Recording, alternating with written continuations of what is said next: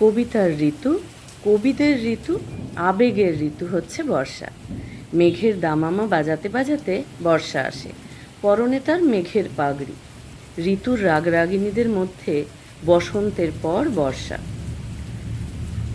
আমরা সম্পন্ন গৃহস্থটি হইয়া আরামে সন্তোষে অর্থনিমিত লোচনে যে গৃহটুকুর মধ্যে বাস করিতেছিলাম, কালিদাসের মেঘ আষাঢ়স্য প্রথম দিবসে হঠাৎ আসিয়া আমাদিগকে ঘরছাড়া করিয়া দিল। কালিদাসের মেঘদূত সম্পর্কে রবীন্দ্রনাথের এই উক্তিটি বিখ্যাত। বর্ষায় বাঙালির চির সংবেদনশীল মন রবীন্দ্রনাথের বর্ষার গান ছাড়া একেবারে রুক্ষ আর শুষ্ক। গীতবিতানের বৃষ্টির সুবাসিত বর্ষার গান ছাড়া বর্ষা যেন কালিদাসের মেঘহীন মেঘদূত।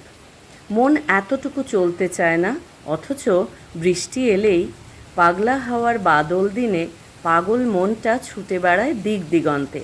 যেখানে চেনা নেই জানা নেই, সেখানেও মন ছুটে যায় মেঘের সওয়ারি হয়ে। বর্ষায় অভ্যস্ত পরিচিত সংসার থেকে বিক্ষিপ্ত হয়ে মন বাইরের দিকে যেতে চায়।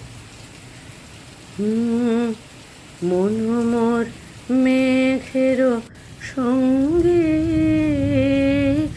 উড়ে চলে দিকে দিগন্তের পানে, নিঃসীম শূন্যে শ্রাবণ বর্ষণ সঙ্গীতে রিমিঝিম রিমিঝিম রিমি